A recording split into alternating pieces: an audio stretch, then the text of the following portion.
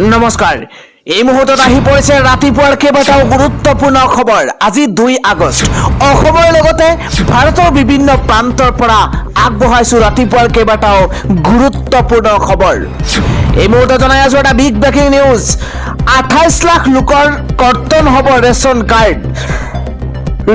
Card জাৰি ৰাখিবলৈ হাতত মাত্ৰ কেইটামান দিন।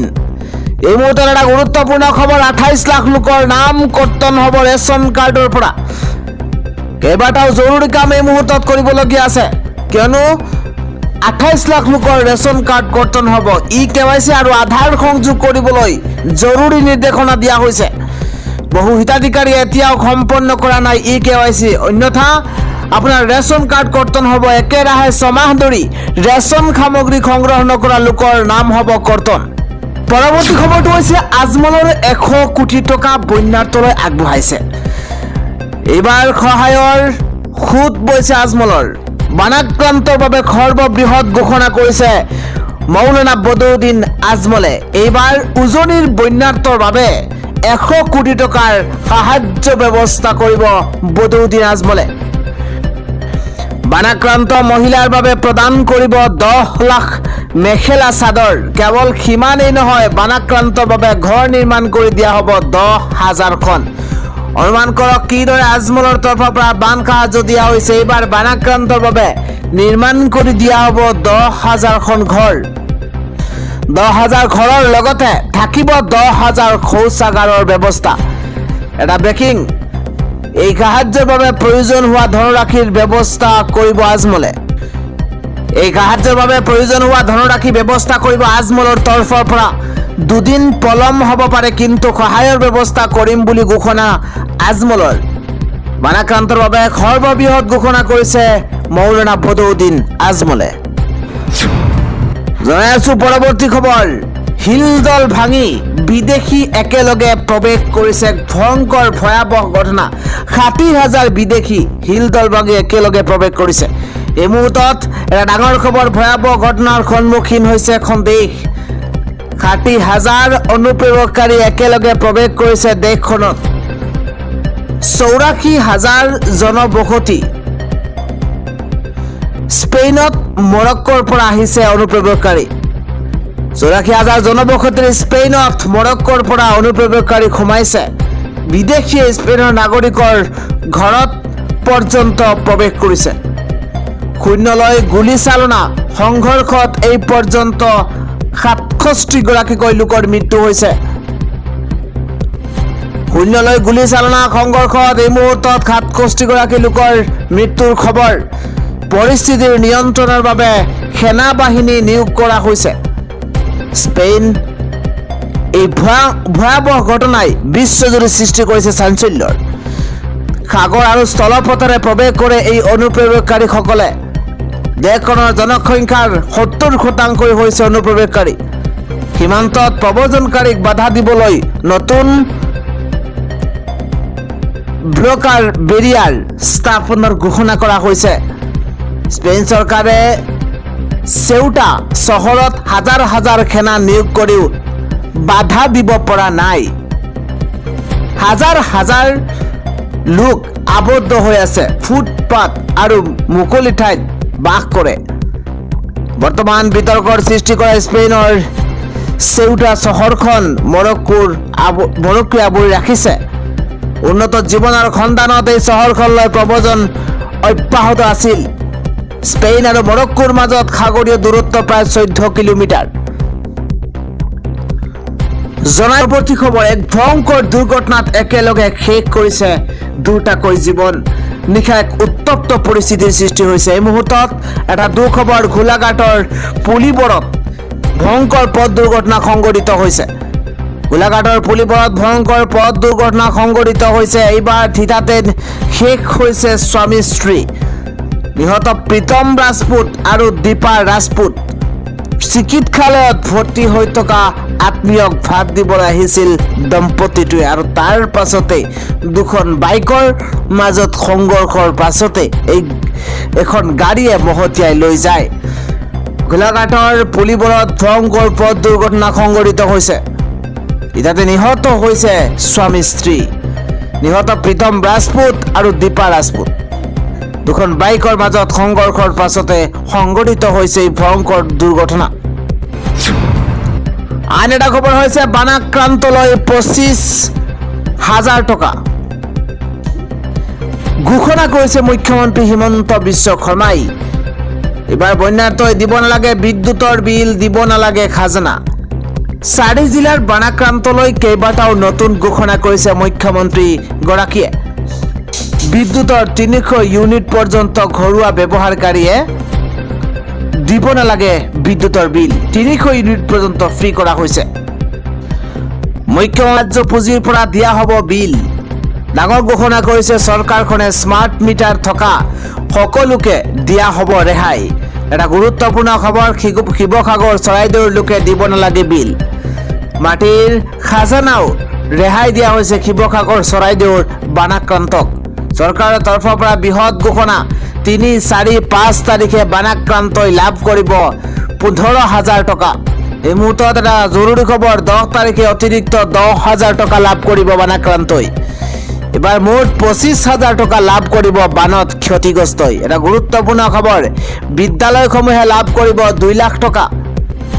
বানাক্ৰান্তত ক্ষতিগ্ৰস্ত হোৱা যিসমূহ বিদ্যালয় আছে সেইসমূহ বিদ্যালয়ে 2 লাখ টকা লাভ কৰিব।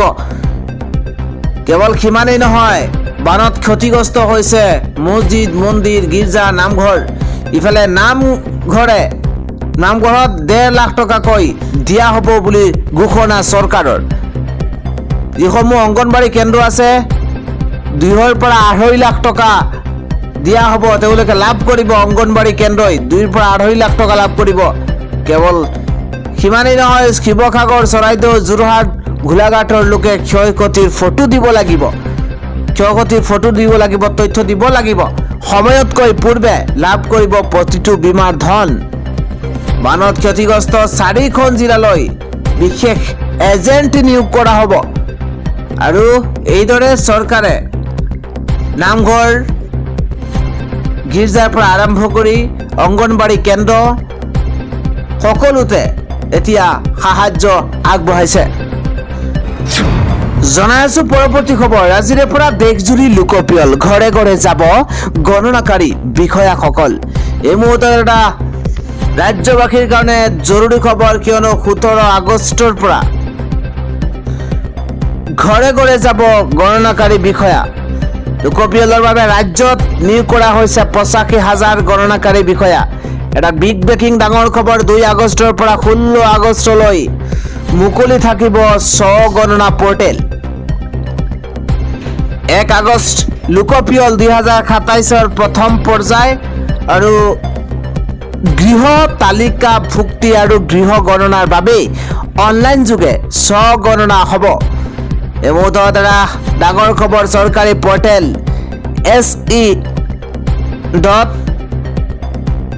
se.census.gov.in সক্ৰিয় হৈ থাকিব। নিজ নিজ পৰিয়ালৰ তথ্য পঞ্জীয়ন কৰিবলৈ আহ্বান জিলা প্ৰশাসনৰ। কেনেকৈ আপুনি কৰিব অনলাইনৰ জৰিয়তে স্ব-গণনা কৰিব পাৰিব, তাৰ তথ্য দিয়া হৈছে নাগৰিকসকলে। se.census.gov.in এই পৰ্টেলত লগইন কৰিব লাগিব। তাৰ পাছতে ৰাজ্য আৰু কেপচা অন্তৰ্ভুক্ত কৰিব লাগিব। অতিশয় সহজ পদ্ধতি। পৰিয়ালৰ মুৰব্বীৰ নাম, 10টা সংখ্যাৰ মোবাইল নম্বৰ অন্তৰ্ভুক্ত কৰিব লাগিব। আৰু ইয়াৰ পাছতে এটা মোবাইল নম্বৰ কেৱল এটা পৰিয়ালৰ বাবেহে ব্যৱহাৰ কৰিব পৰা যাব। পঞ্জীয়নৰ পাছত মুৰব্বীৰ নাম সলনি কৰিব নোৱাৰিব। ৰেজিষ্ট্ৰেশ্যন কৰাৰ পিছত নাম সলনি কৰিব নোৱাৰিব। পচন্দৰ ভাষা বাছনি কৰি পঞ্জীয়নভুক্ত মোবাইল নম্বৰত OTP অন্তৰ্ভুক্ত কৰক। আৰু তাৰ পাছতেই পঞ্জীয়নভুক্ত ভাষা বাছনি কৰি অন্তৰ্ভুক্ত মোবাইল নম্বৰত OTP চেণ্ড কৰক। আৰু বাসগৃহৰ অৱস্থান আৰু মেপিং, জিলা, পিনক'ড, গাঁও, চহৰ বাছনি কৰক। এইদৰে কৰিব পাৰিব আপুনি স্ব-গণনা। পৰৱৰ্তী খবৰ হৈছে কক্ৰোচ পাৰ্টিয়ে উফৰাব চৰকাৰ। এই মুহূৰ্তত এটা বিগ পলিটিকেল ডাঙৰ খবৰ, কক্ৰোচ পাৰ্টি পাকিস্তানৰ আতংকত আতংকিত পাক চৰকাৰ। ভাৰতৰ পাছত পাকিস্তানত কক্ৰোচ পাৰ্টিৰ পেজ এই মুহূৰ্তত এটা গুৰুত্বপূৰ্ণ খবৰ। গণতান্ত্ৰিক পৰিৱৰ্তনৰ বাবে গঠন হৈছে CPP, কিন্তু পাকিস্তানৰ গৃহমন্ত্ৰী মহচিন নাকভিয়ে CPP লৈ হৈ পৰিছে এতিয়া উদ্বিগ্ন, কিয়নো ইনষ্টাগ্ৰাম পেজ খোলাৰ লগে লগেই হ'ল 2 লাখ ফলোৱাৰ্ছ। চৰকাৰৰ দুৰ্নীতি অপশাসনৰ বিৰুদ্ধে পাকিস্তানত অভিযান। পাকিস্তানতো ভয়ংকৰ পৰিস্থিতি, ভয়ংকৰ প্ৰতিবাদৰ বাবে আৰম্ভ হৈছে CPP, অৰ্থাৎ ৰাজনৈতিক স্থিতিশীলতা, গুণগত শিক্ষা, জল সংকটৰ ওপৰত গুৰুত্ব CPPৰ। নেপাল আৰু বাংলাদেশৰ দৰে পাকিস্তানত পৰিস্থিতি হ'ব পাৰে বুলি সকিয়নি। নিবনুৱা সমস্যা, দাম বৃদ্ধিয়ে জ্বলা কলা খুৱাইছে পাক নাগৰিকক। এই মুহূৰ্তত এটা বিগ নিউজ, পাকিস্তান এৰি পেলাইছে বহু লোকে। কক্ৰোচ পাৰ্টি, পাকিস্তানৰ আতংকত আতংকিত পাক চৰকাৰ। জনাই আছো পৰৱৰ্তী খবৰ। 200 টকা পৰ্যন্ত হ্ৰাস পালে চিলিণ্ডাৰৰ মূল্য।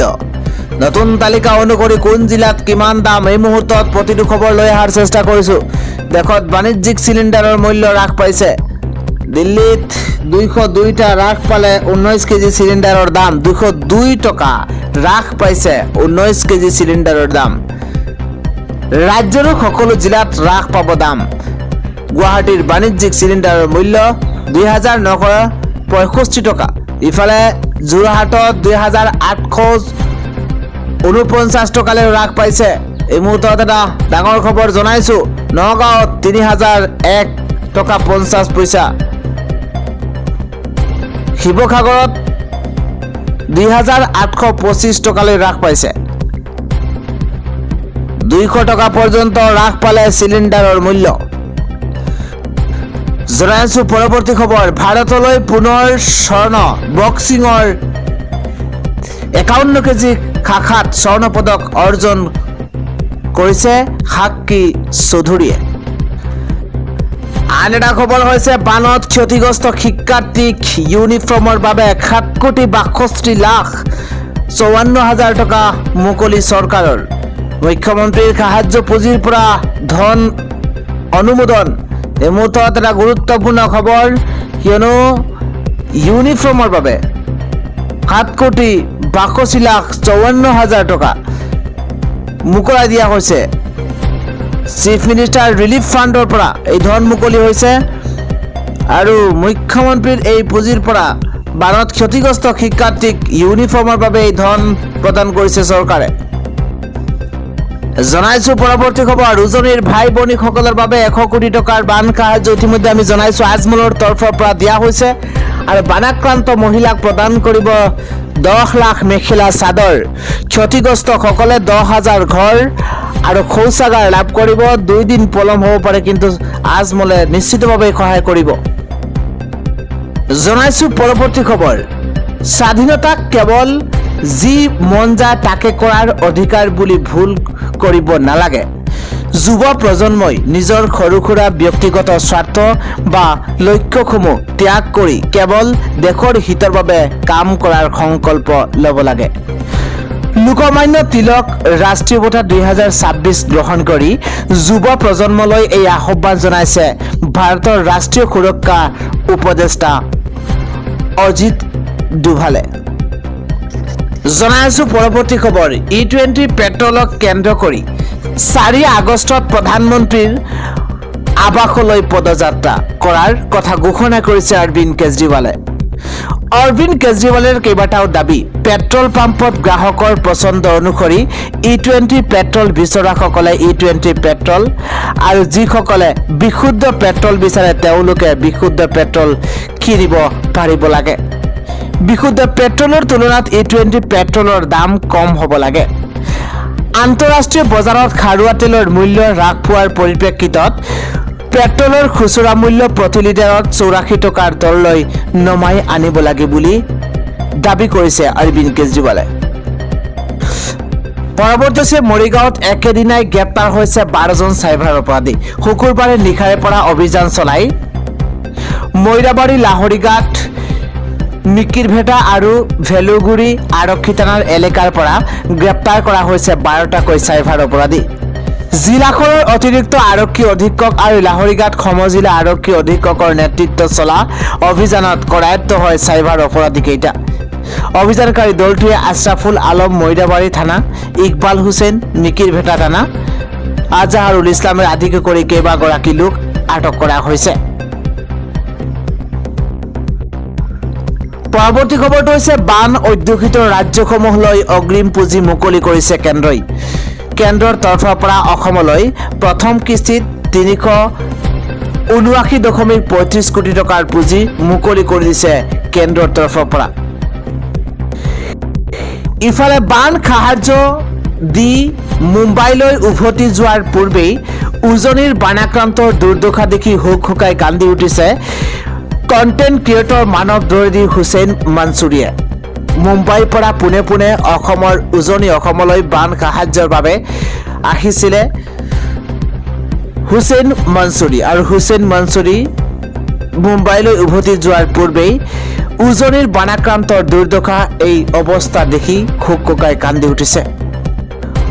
পৰৱৰ্তী খবৰটো হৈছে টিম মালামাল বয়জে অখিল গগৈক দিছে 5 লাখ।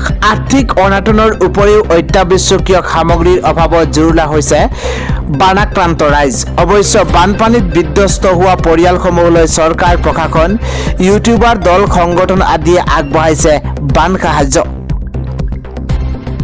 এতিয়াও ভালেসংখ্যক পৰিয়াল আশ্ৰয় শিবিৰতে বসবাস কৰিবলগীয়া হৈছে। আৰ্থিক অনাটনৰ উপৰিও অত্যাৱশ্যকীয় সামগ্ৰীৰ অভাৱত জুৰুলা হৈছে বানাক্ৰান্ত ৰাইজ। অৱশ্যে বানপানীত বিধ্বস্ত হোৱা পৰিয়ালসমূহলৈ চৰকাৰ, প্ৰশাসন, ইউটিউবাৰ দল, সংগঠনৰ তৰফৰ পৰা বান সাহায্য আগবঢ়োৱা হৈছে। ইয়াৰ মাজতে জুবিন ফেন ক্লাব, কলাগুৰু আৰ্টিষ্ট ফাউণ্ডেশ্যনৰ দৰে অসমৰ সাংস্কৃতিক ক্ষেত্ৰৰ কেইবাটাও গোটে বান সাহায্য সংগ্ৰহ কৰি বানাক্ৰান্ত পৰিয়ালসমূহলৈ খাদ্য, বস্ত্ৰৰ লগতে কেতবোৰ জৰুৰী সামগ্ৰী আগবঢ়াইছে। আৰু তাৰ মাজতে বানাক্ৰান্ত শিৱসাগৰবাসীলৈ সহায়ৰ হাত আগবঢ়াইছে বহুল সমাদৃত অসমীয়া ছবি মালামাল বয়জৰ পৰিয়ালে। শনিবাৰে স্থানীয় বিধায়ক তথা ৰাইজৰ দলৰ সভাপতি অখিল গগৈৰ হাতত মালামাল বয়জৰ পৰিচালক মৃণাল ডেকাকে ধৰি জ্যেষ্ঠ অভিনেতা সিদ্ধাৰ্থ মুখাৰ্জী, জিন্তু কুমাৰ কাশ্যপ, নৱজ্যোতি নাথৰ লগতে অন্যান্য কুশীলৱে অৰ্পণ কৰিছে 5 লাখ টকাৰ আৰ্থিক বান সাহায্য। স্বাভাৱিকতে বিপদৰ সময়ত ছবিখনৰ পৰিয়ালৰ এনে মহানুভৱতাই সকলোকে দৃষ্টি আকৰ্ষণ কৰিবলৈ সক্ষম হৈছে।